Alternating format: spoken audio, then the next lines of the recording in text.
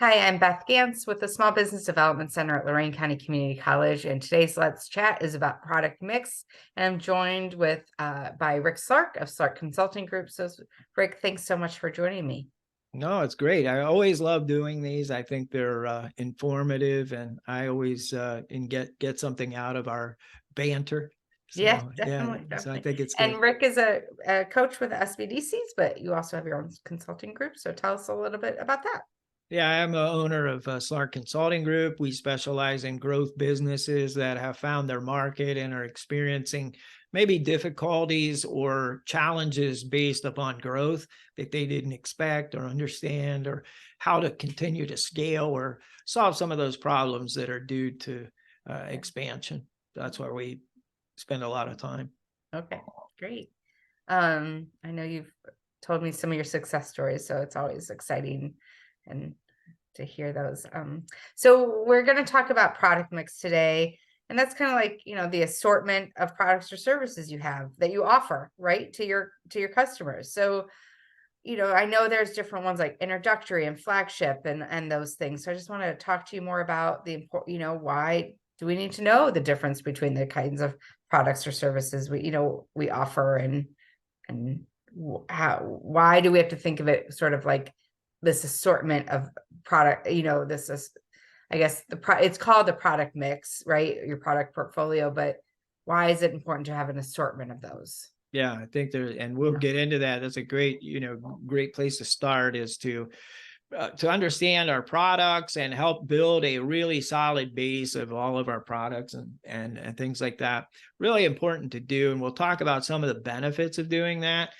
Some of us will know that because if we think about our wealth portfolio, right, we have maybe we're a percentage of aggressive stocks, and then we're a percentage of more conservative things, and we're into a lot of different products, financial products, and those things then together make up our wealth management mix. And so we're kind of talking about the same thing. We do the same thing with our clothing. We have sweaters and we have skirts and we have this and that, right? So we have a mix of clothing and things of that nature. Unless you're the Facebook founder and you wear jeans and a t-shirt or whatever, right? If you're a tech guy or a woman, that's what you do. So clothing wise, well, in business, it's the same way. It is the grouping of different things, products, services that have a lot of benefit to us, and we'll talk about that. So let's first introduce some of these. You mentioned a couple of them, and why they're important, and how we, instead of just offering one thing, could offer a mix, and what the advantages of that are. So the first is introductory product. Beth, I'm really surprised as I talk to a lot of business owners that they really don't have a introductory product.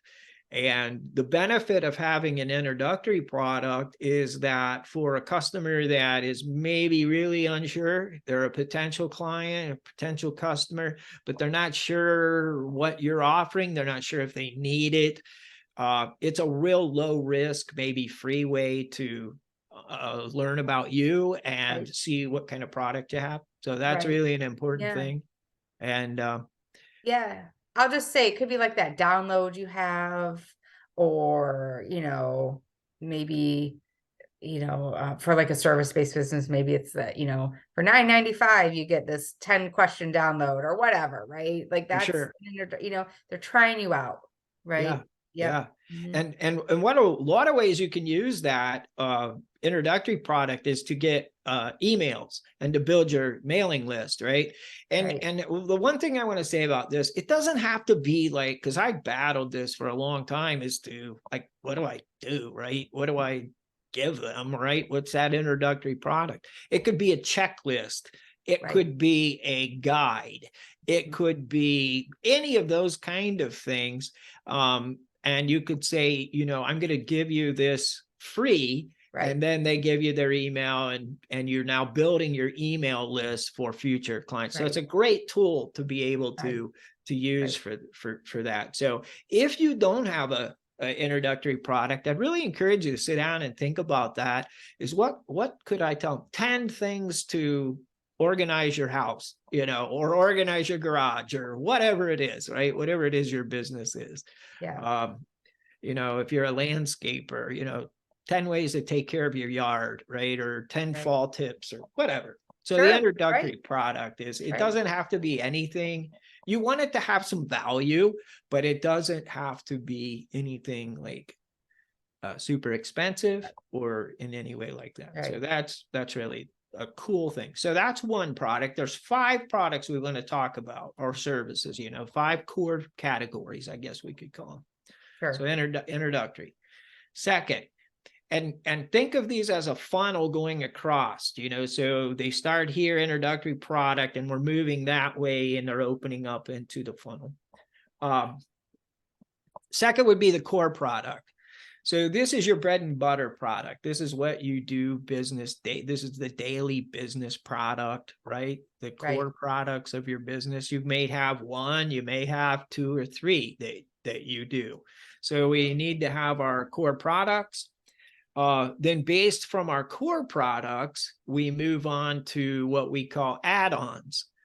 And something I want to say about add-ons, I have a few things that I wrote down about what an add-on product would be. So think of it, let's say you buy a car, all right? So you're buying a car, and the car dealer would have some add-on products. So what would those be?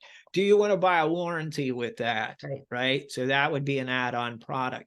Would you like the glass etched with the social security, or not social, but the identification number in it? Would you like to have a roof rack put on there? Would you like to have it tinted? I can remember back in the day, they had a booth at some of the dealerships where a guy would spray rubber undercoating, right? So they would like rust proof your car. Right. That's pretty much they don't do that anymore. Right. But they used to be able to do that. So those would be some of the add-on products. So let me ask you, I guess, as an owner, what would you have as an add-on product Right. for your core product, right? Do you Right. have something? I do. Yeah. I do. Yeah, I Yeah. do. What do you do? What do you add on? So a self-finishing product Oh, there you go. for my canvases, right? So for the things I do, but you can make a lot of money as the add-on. Think of it as a candy at the counter, right? The For sure. grocery stores make a lot of money when you're standing in line and you pull the gum off the shelf, right? So, or whatever you're pulling off the shelf. And so this is a really important area to think about, like what's just that extra thing you could sell someone that, people will hear it upselling at, right, whatever it may be, right? And I do want to go back real quick. I think some people think their core product is their introductory product, and it is not, as you mentioned. But that's why it's important to work with a coach to really understand,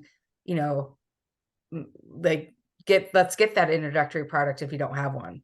Yeah. So yeah. So like a core add-on. product would be, let's say you're a landscaper, core products, cutting grass, trimming, Right. blowing, right? Right. That's the core product for that. Right. So whatever your core product would be, what would be an introductory product for it? You might do power washing for their driveway or their sidewalk or something. That'd be less expensive, that kind of thing. So anyway, so the add-on products, you're talking about that being a really good way to make money. I remember going to a gas station in my neighborhood back in the day, and I'd get gas a couple of times a week there, and I would go in, and the lady behind the counter, she was always there in the morning. People were there getting gas, and then they'd get a paper, and she would say, do you want a roll with that coffee that you have, or do you want a stick of gum, or a pack of gum or whatever? And I was amazed by her asking that simple question. How many people bought something extra? Right. And I was thinking at the end of the year, all these, what they call honey buns or something like that, right? So this guy would have coffee and he'd go, okay, I'll do that, right? And a majority of them did. And I was thinking, I wonder how much revenue that woman brought into this company by just that simple question. Right. And it's not that like people always feel obligated, right? It's that they really did want it. They just, again, you're kind of telling them that you had to tell them, you want remind this, them, right? Right? Because they're focused on just paying for the gas or something for like sure. that. Yeah. So we have the add-on product there that is really cool. Then we have the flagship product. So if the core product is your bread and butter, the flagship product is your icing on the cake, right? Right. This is the one that a lot of time we'd call premier luxury.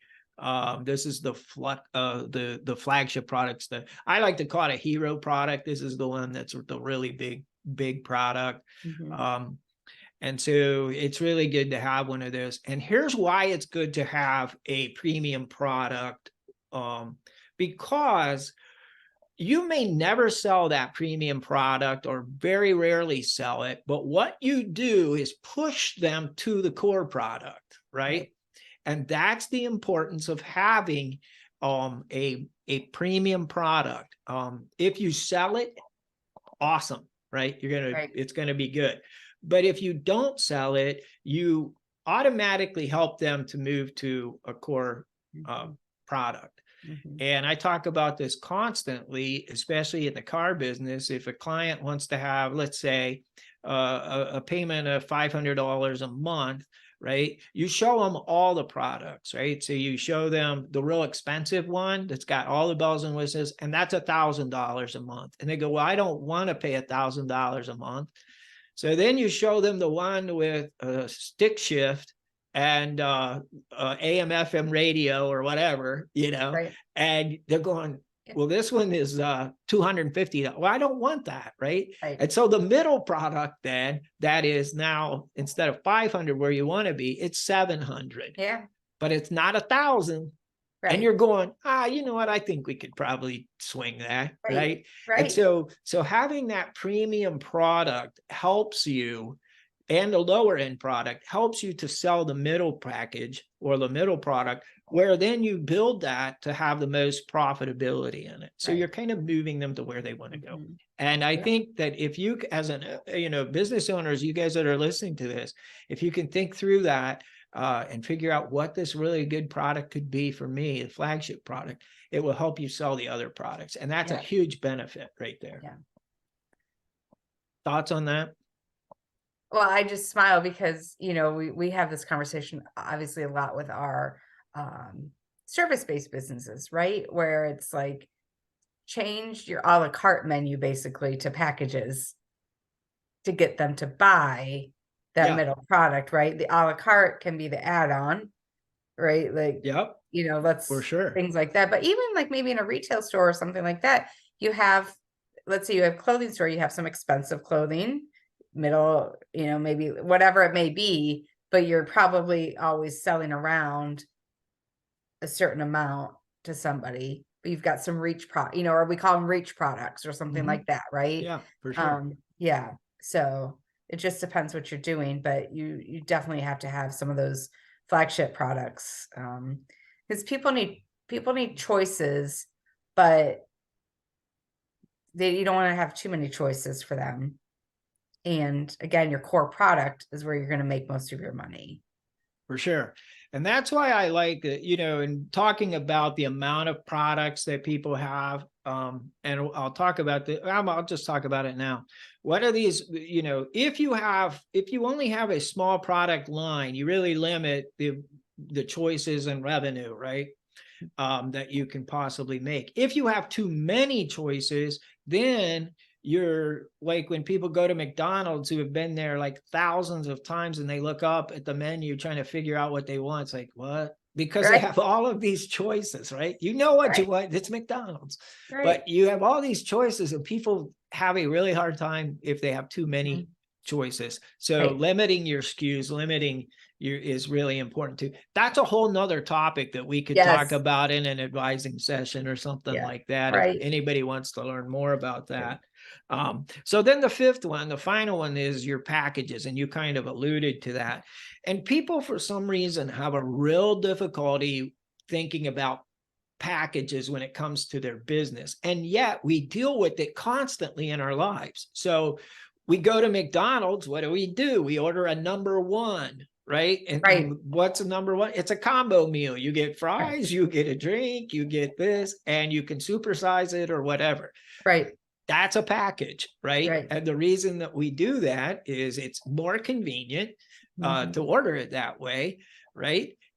Is there a price break? There's a little price break if you do that versus buying them a la carte, like you were talking about.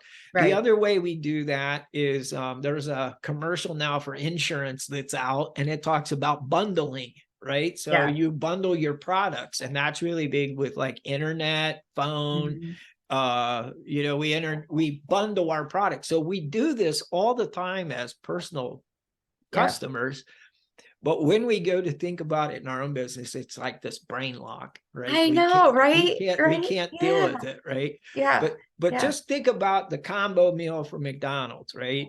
They're offering you a Coke, fries, and this. What could your combo meal be, right? Right. And Right. then could you supersize that, or could you add a different, it's just, there's a lot of Yeah. ways to think about it. But Yeah, absolutely.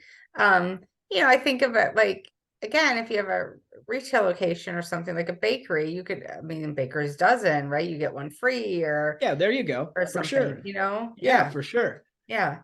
So yeah, that's but I don't know why people, but I talk to clients constantly and they just look at me with this blank stare when I start talking about their packages. I had this conversation with a physical therapist the other day, right? And we're talking about adding packages to Mhm.